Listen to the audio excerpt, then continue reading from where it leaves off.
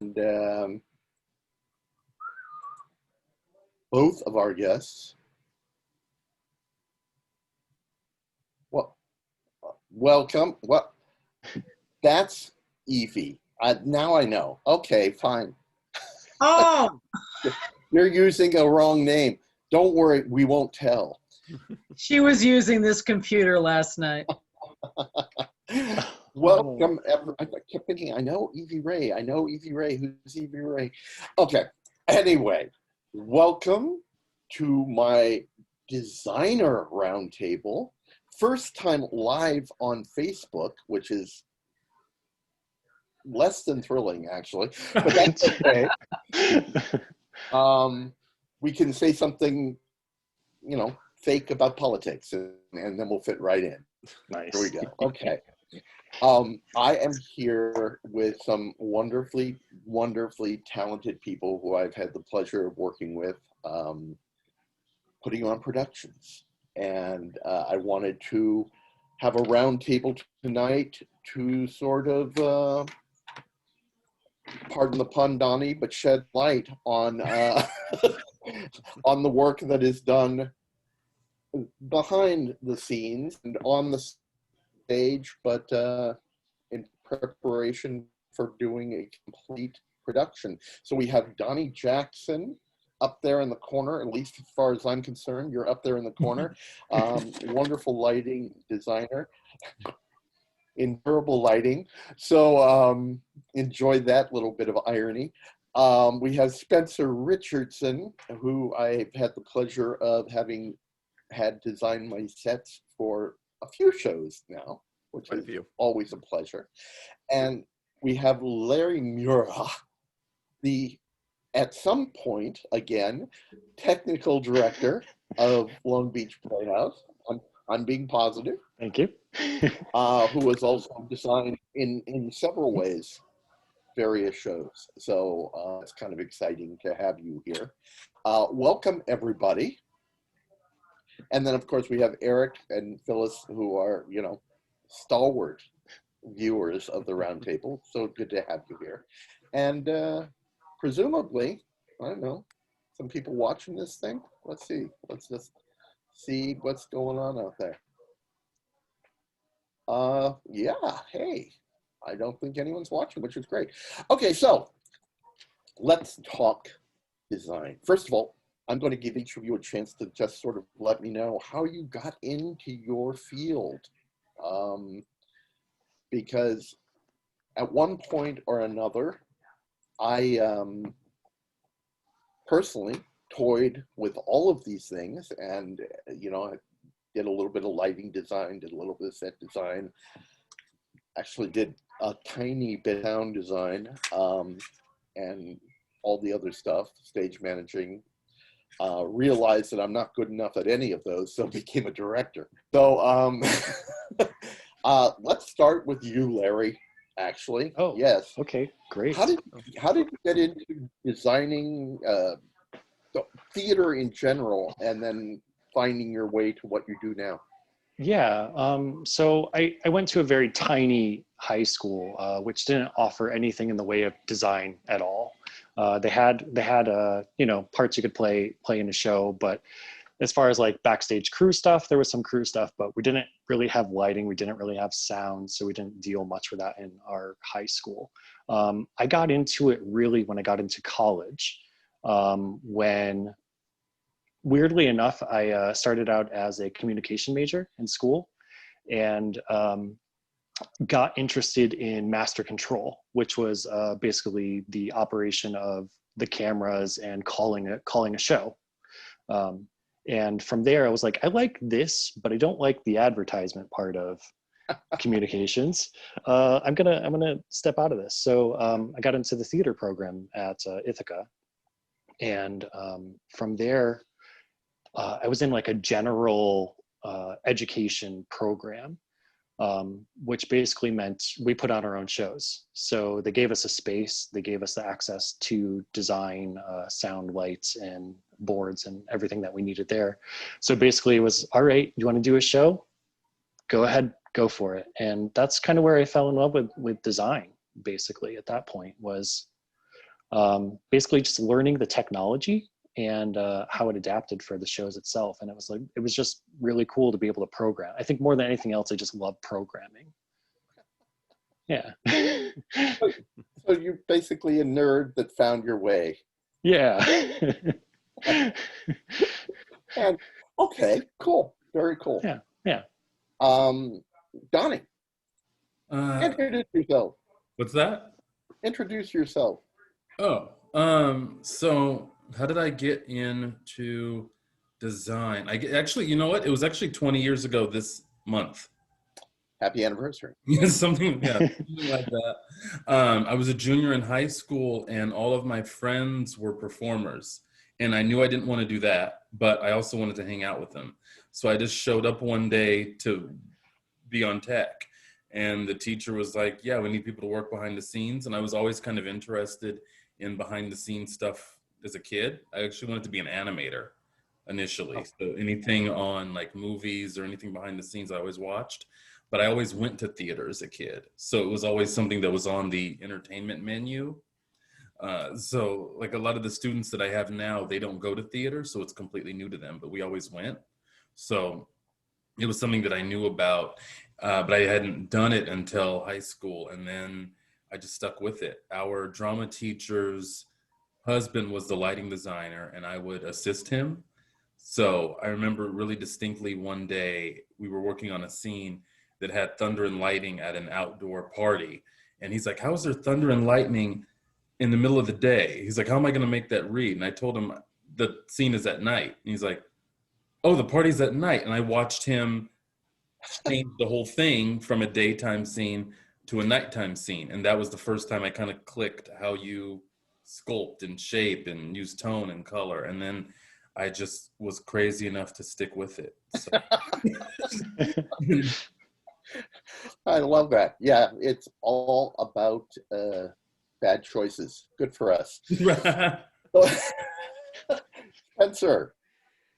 Yeah, much like Donnie, I got into scenic design in high school as well. I think it was my sophomore year. It was kind of a fluke, actually. I was scheduled to take an acting class, which the permanent acting teacher had not shown up for yet, so we had an interim teacher in the meantime. But my friend sent me a text message that said, hey, I'm in this stagecraft class, and it's really boring. Do you want to take it with me? And I thought, well, I don't know anyone in this acting class. I'm going to, do the antisocial thing and take a class with somebody I know, even if it's just the two of us. And in that stagecraft class, I want to say within the first week, we had to read a short one-act show and design a set for it. And I realized that I really, really liked set design, like a lot. Just being able to read a script and build a setting that shows, a level of visual storytelling, little details, things like that. I was really into the idea of getting to, construct or create a world that was going to take place on stage. And I stuck with it all throughout high school and all throughout college. And, here I am today. That's great. And let's just talk a little bit about what you do for actual income. Obviously, when the theater's open, Larry has a regular job working at Long Beach Playhouse. Mm-hmm. But for the other two of you, talk a little bit about your real jobs. If that's allowed. I don't know if that's allowed. As far as Spencer's goes. Who's first? Spencer, you're... Okay. Well, I'm really lucky because I work full-time in theater. So I've been really fortunate to do that. This is my 7th year. I've been at Cypress College. I also taught at Cal State Long Beach for a while, but I was really lucky to get positions in the theater program teaching. So for the last 2 years, I've been full-time as the head of the tech and design program at Cypress. So it's good because working and designing shows outside, it keeps me current, and it's a pipeline for the students, which is really good. It gives them a direct connection into the field and internships and those opportunities. But yeah, it does keep me very busy, but I like that I can stay in this world all the time. I think that's great. And Spencer. Yes. So I have been fortunate enough to leverage my scenic design skills into a job with Walt Disney Imagineering. Currently, I am a show set designer. I am the lead show set designer on the Avengers Campus expansion that's going into California Adventure right now. So it'll actually be 3 years next week that I've been working on that project. Wow. That's a long time to be working on. And it doesn't feel like it. That's the craziest thing. It really does not feel like 3 years. Because that means I've known you guys for 5 years at this point. Yeah, something like that. Yeah. What was our first show, Spencer? I think our first show that we did together was Around the World in 80 Days. Was that the first? Yeah, I think so. And I think it was the second show overall I did with the Playhouse. Okay. No, we met on Cabaret.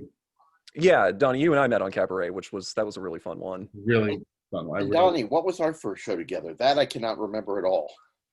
It was the Shakespeare upstairs in the studio. 12th night. Yes. I've done very little Shakespeare, actually. I've done very, very little Shakespeare, which is kind of strange. Yeah, because most Shakespeare is all about lighting. I mean, unless you're doing it traditionally outside with the sun, you know. Yeah. And then Larry. Yeah. I think honestly, it's like I think we've always known each other. I don't know. Yeah. I've known you since was it probably, why am I blanking? Forum. I think probably Forum. Oh, okay. But I Yeah. I didn't work on with you anything from Forum, but I think I knew you from then. Yeah. And then I believe the first sound design I did for you was also 12th Night, which I actually did practically nothing for you for 12th Night. Very little because there was a lot of live sound. Yes. Yeah. So here's my question. Because I mean, you all know how I work, and I know how you work when you're working with me. But I want to know your preference. Do you come in with a concept for a show to present to a director, or do you wait until the director tells you what they're looking for and then work around that, or some combination of the two? Donnie, why don't you go first? Sure. It depends on the show. It depends on the show. I have done a lot of new shows in LA. I've done a lot of shows that were still in flux. So we don't always have the script. Sometimes the first meeting is when I'm finding out exactly what it is. So I don't always have the benefit of being able to bring in like a pile of research. So it kind of depends on what the production is. If it's something that's really well established and I have some idea of, its history or its motives from the playwright or whatever, then I can bring in a lot more. If it's something that's brand new, that's being worked on, then I'm kind of waiting to see what the director's goals are. But I try to have at least some idea of what's happening, even if it's just a quick conversation before that first meeting, so that when they make their initial pitch, I'm able to start pulling ideas out, if that makes sense. Yeah, it does. And have you ever,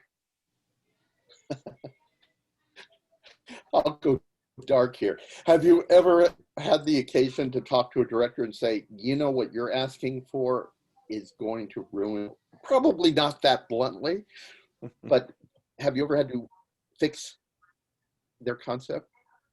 Not really. I've been asked for things that lighting can't quite do, but sometimes they don't know how to word it. Like I was once asked if I could make it snow. Which initially I'm like, I can make it look cold. Like, I can make it look icy. I can't quite do, I mean, we could have tried like a moving gobo or something like that, but it's really not going to give you what you're looking for. So like sometimes there's that, but I don't think, I wouldn't say that. I would say there's sometimes where I might want to do more. There have been a couple of occasions where I felt like we could do more and the director's instinct was, no, let's just keep it, let's just leave it alone. I don't want to do that. I just want to let the actors do it, which makes the job easier but not as satisfying, I guess. But if Right. that's what they want, then it's okay. I haven't had anybody just completely undo something as of yet. Knock Well, on wood. that's good. Yeah. How about you, Spencer? You know, it's if it comes down to preference, the way that I usually approach it is I usually will come with an idea, things that stick out to me, you know, certain ways we can stage certain elements of a show. But I always like to get the director's idea first, because no matter what idea I have, may not be quite in line with what the director has in mind. And I'm thinking of specifically Around the World in 80 Days. And Greg, I can't remember which one of us had the idea to do like a moving vehicle that broke down into various pieces and things. I wanted the magic machine. Yeah, you wanted But I the had no idea what I was asking you right. for. But, you know, to cite that show specifically, one of the things I remember thinking when we were doing this was, boy, there are a lot of scenes that happened very quickly. How do we stage a production with scenery that can change so rapidly, especially in such a unique space as we have on the main stage? And in talking to you and hearing your idea, you know, I don't think, you know, we knew there was going to be some sort of magical machine, but in talking with you and thinking, oh, we can turn it into a series of, you know, luggage and travel pieces and contraptions that are And an elephant. reconfigurable, and an elephant. Yeah. How do we do all of these things on, you know, a small budget in a very, you know, distinct space? And to me, it was really great to sort of let the director break the ice first, because no matter what number of ideas I could bring to the table, I always feel like, you know, it's going to be the director's vision. To kind of add on to what you were asking Donnie about, you know, have they ever asked, you know, too much, or has there ever been any vision that they've had where you're like, I don't know about that. In my experience, it's not so much saying, I don't think your vision's going to work. It's what's the best way we can realistically achieve that. And it's collaborating with the director and bringing your own ideas and your own experience to the table to be able to pull that off. And maybe in ways that neither of you had anticipated. Gotta Yeah. say, there's just a really fine example of the way you collaborate, Spencer. When we've had our initial meeting for Peter and the Starcatcher, I remember you coming in with this, and you were very excited. You were very excited, saying, all right, you had basically placed the entire show like a dock, right, or a wharf, very nautical vision. For Peter and the Starcatchers, I think what we landed on was like the backstage of a everything was happening backstage of a theater space. Well, that's how we ended up.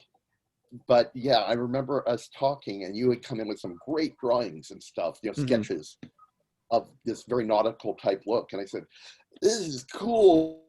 I kind of want to do the whole thing backstage at the theater. Okay, yeah. And you went, and I was really impressed, because what you did was you kept the elements that you had originally designed and altered them to work as the backstage area for a theater, which I thought was brilliant. Yeah. And it made the nautical side of the show work that much better, because it started in that kind of a vein, which was really exciting. So Larry, you oversee all this stuff. Yeah. Have you come into conflicts? I mean, you're working with great designers, and you've worked with so many different great designers, and you've been designing yourself. Have you come into conflicts between the designers and the director, and had to kind of pick and choose what was going to work, what elements were going to work best? Or... Right. So there can be that butting of heads kind of situation that'll occur, you know, being like, we're both trying to come up with what's best for this show. Ultimately, you know, I do feel like the director is overseeing and does kind of get final say of this or that, you know, and that there should be some leeway on a designer's part to be like, okay, I see where you're coming from, but at the same time, you know, I want to make sure that I'm giving it its own flair, you know, like I think a lot of, an interesting thing to say is I don't want a director to come in and be so nitpicky, like to Donnie and be like, you know, like maybe 0.5, maybe 0.3, maybe 0.2, you know, and being like, I know that director.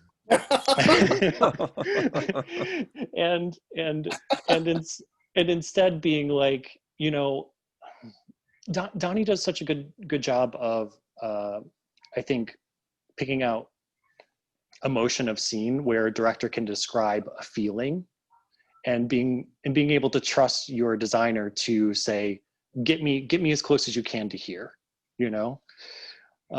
So I think there is some back and forth from the designers, you know, in that aspect. How about when you're in that position of designing? Right. So as a designer, I think with a lot of what Donnie and Spencer are saying as well, I like to come in and get a grasp for what the director is initially wanting. I may come in with a couple of specific ideas myself that I'm finding interesting that I may want to integrate, and seeing how it fits in with their particular design as well. I do mostly sound and scenic on occasion. So from like a sound perspective, you know, it's fitting a certain mood, you know. Like, I know I didn't do tenor, but if we did do tenor, and if I was to come to be like, oh, you know, I think this should be a really moody, dark drama, you know, and then and then you come like, no, that's not how this goes. So Which do you read? So Phyllis wants to know if any of you have show due to creative conflicts. What was that? Have any of you left a show due to creative conflicts? Who's first? Well, you're all nodding, which is frightening to me. No. I was just nodding to the question. I mean, I'll answer Right. first because it's very brief. Fortunately, I have not been in that position before. Have you ever considered it? No, I've been very fortunate in that all the shows I've done at the Playhouse, we've had wonderful directors to work with, and they've all had a pretty concise vision for the projects they want to do. I know that's a very boring answer, but I've just been very lucky in that sense that you know, I haven't had to, and maybe that gets back to my philosophy on that. You know, the set work is in service of what the director's vision is. Whether or not I ultimately agree with what that vision is isn't really up to me, because my job is to come up with a design that, you know, enforces what that vision is, because it's a collaborative art form. And at the end of the day, the director is the person who creates that cohesion, hopefully on stage, and brings all of those elements together. But, you know, set work is no greater than, you know, any other part. It's just as important as the lighting, the sound, everything, because it has to tie together. Sure. Donnie. Well, first I want to say I totally agree with what Spencer said. Like, ultimately, and I have to tell students this a lot too, it's a job. We're for hire. So like, we have to remember that too. Like, we can push for something, we can try to defend an idea, but ultimately, like, we are kind of providing a service. So we do sometimes just have to say, you know what, they hired us to do this. We're getting a check to bring their vision to life. It may not be my favorite color or texture or moment, but if that's specifically what they're asking for, then okay. Short answer, I've considered it twice for very different reasons, but I have not done it. The first one was just sort of a non-professional practice behind the scenes, sort of mistreatment of the crew and things like that, where it wasn't necessarily on me, but I just felt like, sort of in solidarity, I was seeing other people not treated properly. It ended up resolving itself for the most part, but there were just a lot of things from it being partially from it being a newer company, but still not listening to the people with more experience who were saying, actually, this is how we do this. So that was the first one. And then the second one was just a very last minute switch by the production team to want a lot of new gear last minute. which meant, yeah, like during Q to Q.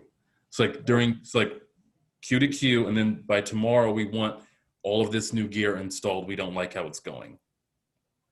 When the initial conversation had been, this is the inventory we have, this is the equipment we have, are you going to be happy with me working within these limits? And the answer had been yes.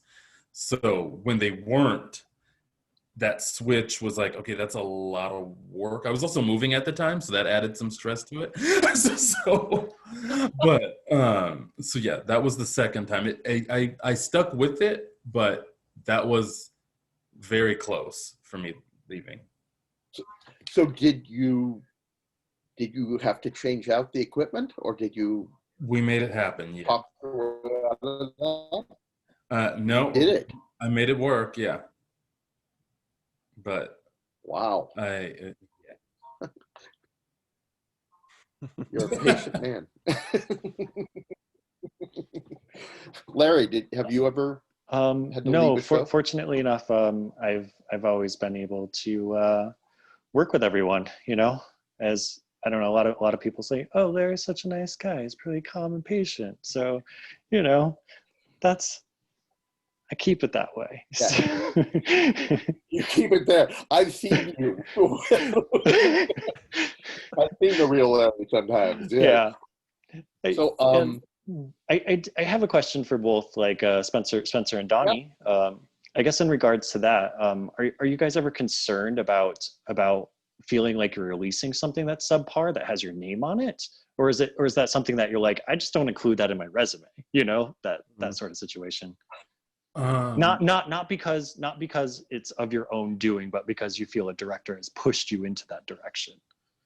Good question. I haven't necessarily more, and this isn't, I don't have anybody specific in mind when I say this, just in case. Yeah. More it's comes down to how they document the show, because sometimes I like how it looks, but if there's photography or something that goes out on social media, sometimes that gets altered and it has my name on it, but it doesn't look like what I made. So like sometimes they'll post something online and they put Instagram filters on it. Oh, yeah. Which completely changes the lighting, and they don't think about that. So, but it has my name on it. I'm like, well, that looks terrible. Or they'll correct something. Like if it's lit from below, it looks like that on purpose. But they'll try to correct the shadow, and then they get rid of the intention we spent 12 hours making. So sometimes it's just how they release the material. But that's not limited to one place or anything. I don't want it to sound like that, but just so sometimes it's not necessarily what they've done, because I can let a show go. That's not a big issue. It's when they are promoting it and they don't capture it correctly, because that's something that I need for my portfolio, for my website. So I try to just take my own shots, which you've seen me do a million times. Yeah. It's what you teach your students too, right? Like always take your own photos. Yeah. Makes a lot of sense, especially when it comes to lighting. That's that must be frustrating to see. Because no one's going to see it like you do. And a photographer sees it one time. They're not going to catch all those moments you're trying to capture. So it's just not, I understand it, but that's probably the biggest thing. But I can let a show go easily. That's good. How about you, Spencer? It's a really good question. Yeah, never because of a director's vision have I felt like I would want to, step away from a show that I had designed. Anytime and there have been a couple of shows that I worked on, more so outside of the Playhouse. I can only think of maybe one or two shows I did for the Playhouse where I felt I came up short as a designer, that I would not give priority to and saying, hey, I worked on this one. I can definitely point to a handful of shows that I would be very, very proud to have worked on at the Playhouse, most of them. But I can think of, there was a theater company I worked for specifically where I was doing remote design for, and it was a new company that I had never worked with before. I feel like if we tried to do a remote design for a project at the Playhouse, I've been around long enough and I know enough of our technical team that I could make that happen. But this particular company, I just felt because of things that were happening in my life and also working remotely and also budgetary restrictions and them being a new theater, there were things that I felt like I failed them as a designer, but not necessarily because their vision for the show was a bad vision. Excellent question. Eric, who just had to leave. Sorry, didn't get to his question. It's a good question, though. Where do you go to find technical inspiration for shows? Does it all just come from within, or do you artfully steal things like we directors do? Me or Spencer or Larry? Start. Start? Yeah. Okay. Spencer. Okay. Oh, well, I mean, they say mockery is the sincerest form of flattery, right? So, it's interesting. The professors that I've had who taught me scenic design, really the only cardinal rule that I've heard from both of them was never go into a show and immediately go look up what the set was in another production. It's just too much of a temptation to read something and then say, boy, I have no idea how to stage this. How did they stage it elsewhere? And that's also part of what's great about getting to come to a director before you really start the whole design process. I don't think I've ever gone into a show with a complete design, from soup to nuts, with how I want the set to look, because I often have questions, and more often than not, the director says, this one part that we're going to stage that's really tricky, here's some ideas. And then through that conversation, we come up with, creative ways to solve those technical issues. In terms of the look of things, I try to find a lot of music that I feel captures the spirit of the show that I'm working on. If it's something that's like an Angels in America, for example, you have a very specific well to draw from. Always read those notes at the beginning of the handbook, no matter how short they may be.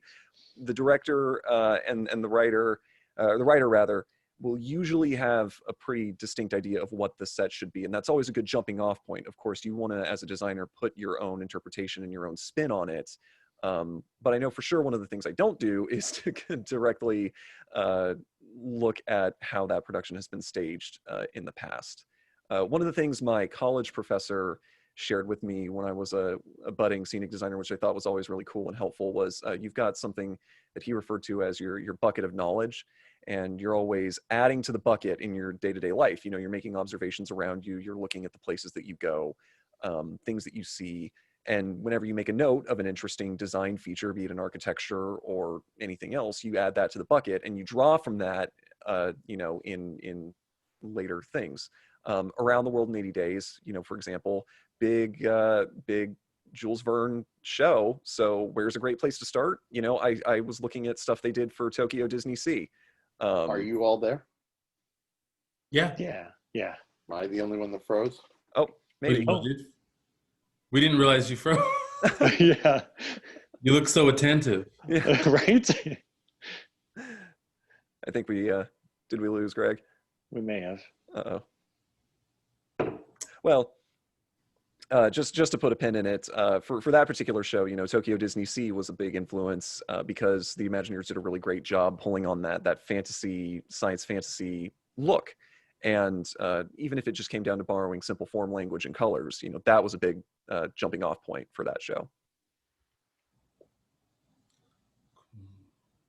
Greg. Oh, Hey. Andy's gone. Oh no. Should we give him a minute? No, I want to hear answers. All right. Where's your inspiration come from, Donnie? Donnie, it says you're the host now. That's Nice. strange. Donnie's in charge. Gone mad with power. You may have to let him in then if he comes back in. Okay, I'll keep an eye out for that. I guess for inspiration, again, it really depends on the show. If I were to use the example of when we did Hair last year, since it's one that some people here have seen, that came from a lot of different places. It came from the current social climate, which got even more prescient. It came from some of the other times when I had worked on it, where I wasn't around for Vietnam, but I was around for 9/11. And so it kind of reminds me of the feeling that we thought we were going to be drafted. Like I was a senior for that. And so I was able to relate it to some of that. So I related it not necessarily to just imagery, but just to the emotions of that time. One thing was Aquarius. The character of Aquarius keeps coming out. And I knew that at some point I wanted to use that constellation, but I didn't know how we were going to do it.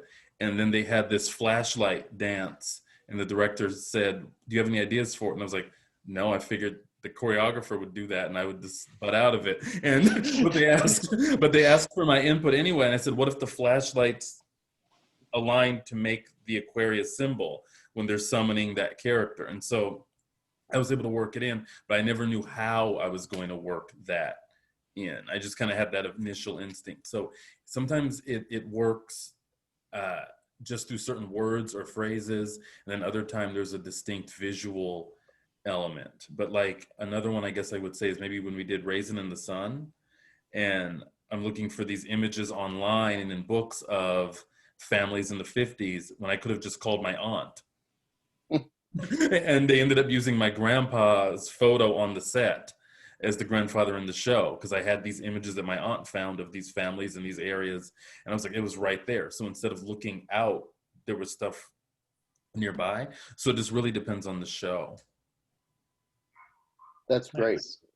By the way, thanks for keeping going. My internet completely kicked me offline. So can we go back 20 minutes and repeat everything that was just said? Have they gotten to you yet, Larry? Not yet. Okay, Just about. Go for it. Yeah, sure. So I think for me, a lot of what Spencer kind of resonates for me about kind of like your creativity bucket, your well that you draw from, you know. So I think, you know, just a lot of like daily experiences in life, just living life as what's I've kind of learned from and draw from for my creativity and artistic expression. I think particular for me, I've always been really drawn to the futurist movement, and a lot of people laugh at me about that, but I really love the futurists.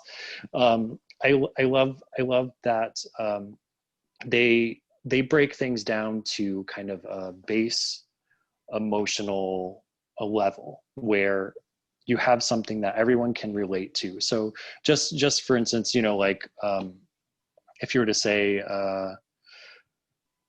they want this piece to evoke something, just sadness, you know, and we can all relate to what being sad is, but we all individually have our experience of being sad. And when someone says, what makes you sad, we have something that we take away from that, either initially or kind of like hits us in a wave.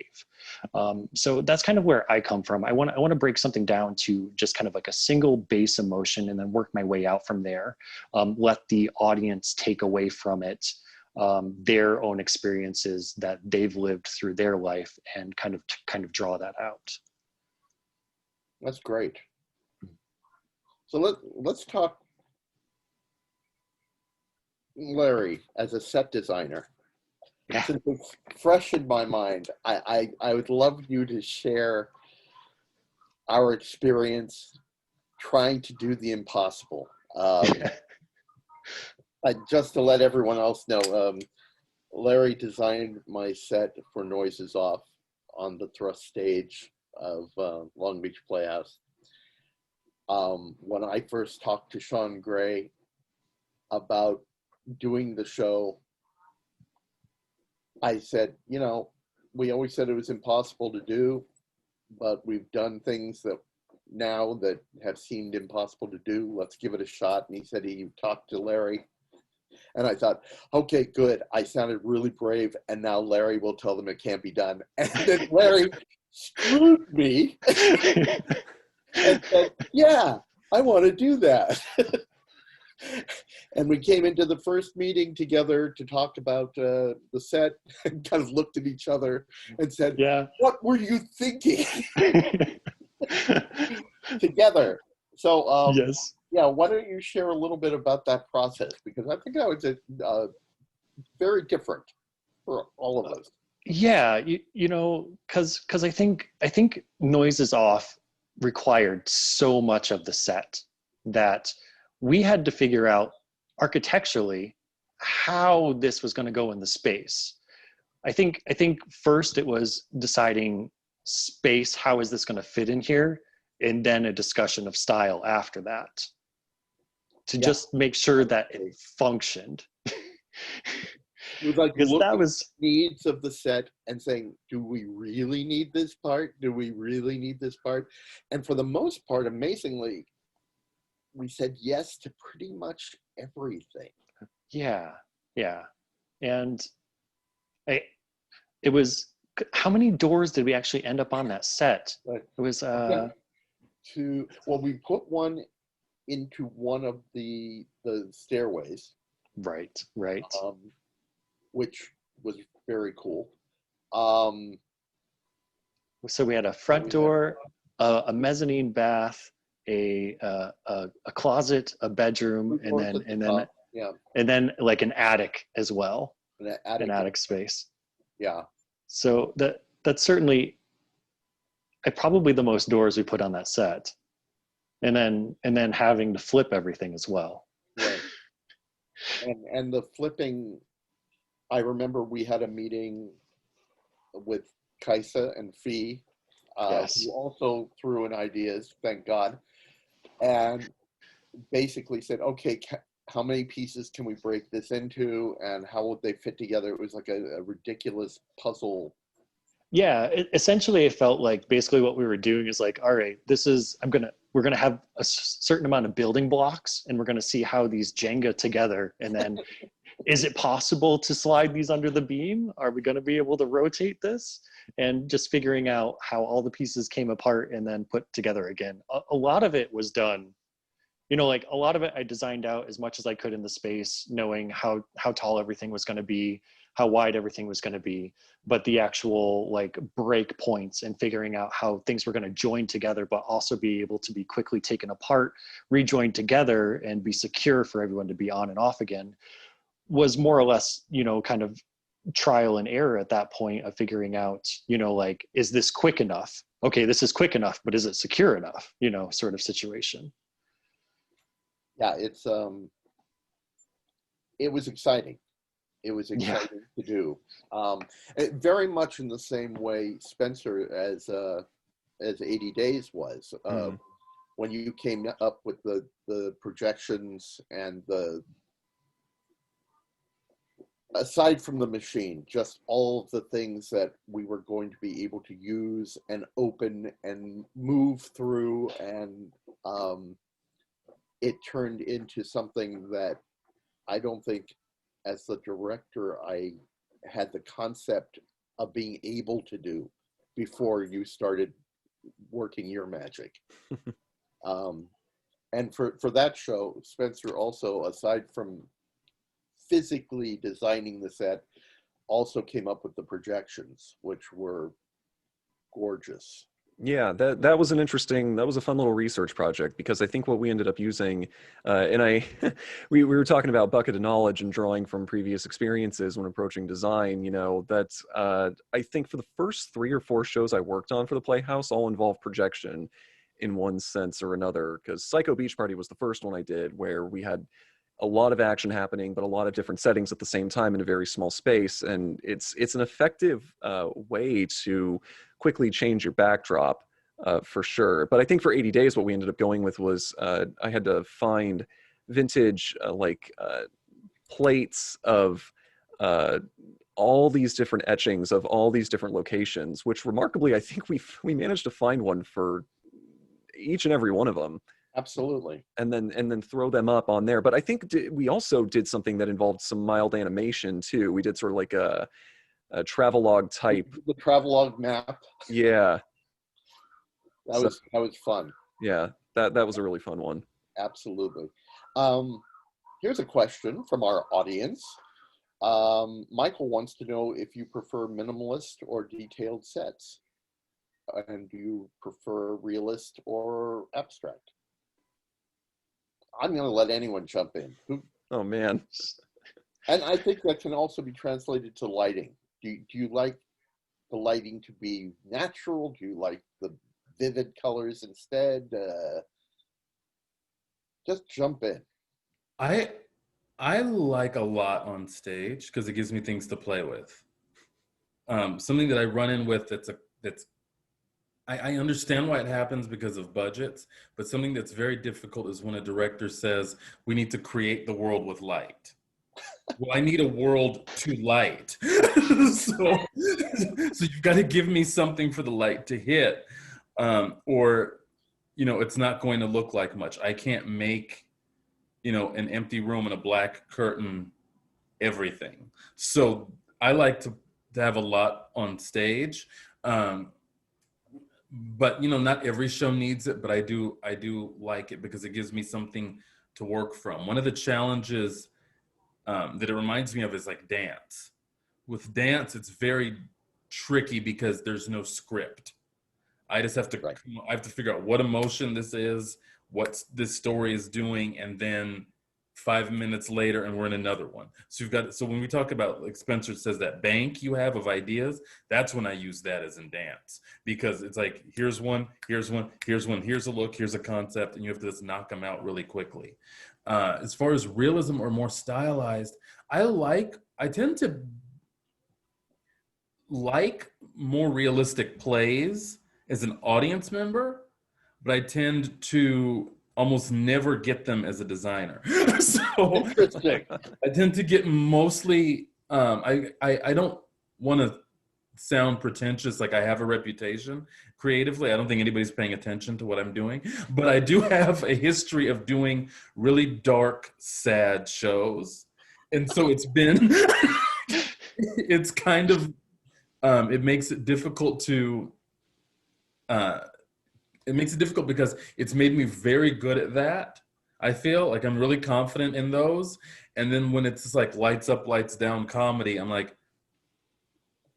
you don't want anything? Like, okay, she's crying there. The guy broke up with her. Can we do something there? I can, like there's an emotion I can play with, but no realism. Okay. So it's just, yeah. I don't know if I've answered the question. No, I think that answers it. Okay. Absolutely. And you've depressed us all. Thanks, Don. Larry, how about you? Sure, great. I definitely go for abstract and minimalism is totally my favorite to do if I can. I would love to just like put a sculpture on stage, something that I feel like looks pretty to me, and then have actors work around that and poke their heads in and through that.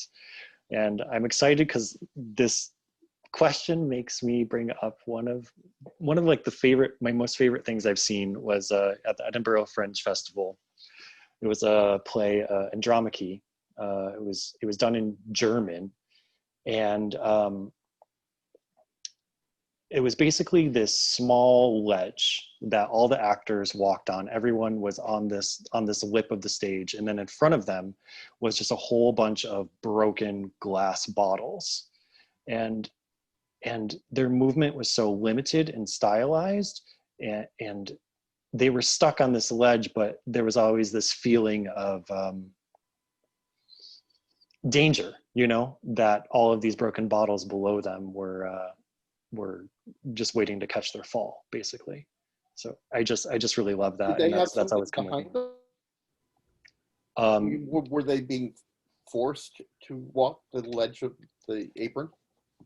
Yeah, so they were all just on this like basically like tall wall, and the play starts out with one of the women just ending up like smashing all these glass bottles against the wall to begin with. It was just really very evocative. Wow, that's fascinating. Yeah. Really good. I love it. Okay, Phyllis wants to know, I think this is being asked out of concern. I don't know. She wants to know what Larry and Donnie have been doing waiting to get back to work. Larry, you want to go first? Sure. Right now, I have actually just been kind of like trying to stay busy, just keeping myself mentally sane. Recently, I had a friend, I'm also like a big rock climber, and I haven't been able to go rock climbing either. That's like the thing I love to do that also helps me stay sane. So I ended up building a climbing wall for one of my friends recently. So I'm still building using my hands and crafting, which I need to do in order to feel good about myself. So I've been picking up just kind of like little small crafting projects to do to kind of get through the times. Donnie? I started drawing animation again for the first time in almost 10 years. Oh, that's great. Nice. I didn't have, because I just don't have time to do it. But like once they went CGI, I kind of had to kind of give up on that as a pursuit and ended up doing lighting instead. And I just said that in front of a Disney person. Anyway, but Oh no, no, I don't work with the studios. I miss hand-drawn animation. But when that happened, but basically it's like that's one thing that I've done. The other thing is that I've been really lucky to still be able to teach, even though it's online. So that's helped so that I can at least see the students and try to figure that out. But they're just, they are still adapting to this. The theater department is very close-knit. Like we just renovated the green room. So we literally put them closer together physically this semester. And like we were supposed to go to New York. And for the first time, they were going to get to see Broadway. So there was a lot of things that were meant to be community builders, and this has spaced everybody out. So kind of trying to lock in onto that. One thing, probably the biggest thing I've done is we worked on a new equity policy for the school with legislation and recommendations that the president asked us to do in the wake of a lot of the current social climate. And it ended up being a very large document, but the school's actually implementing those changes district-wide. They're in the process of doing that. So I've been able to keep busy creatively, keep busy occupationally, and then do something socially that I thought was important, because I couldn't march because my mom and my aunt are seniors and they're the only people that I'm seeing regularly. So it's like, I can't go out and do it, but I can do this. So Participate. yeah. Yeah, that's great. Larry, are you in touch with Sean and Madison, and are you discussing the return whenever? I mean, I realize there's not a date for that, but are you making plans for that?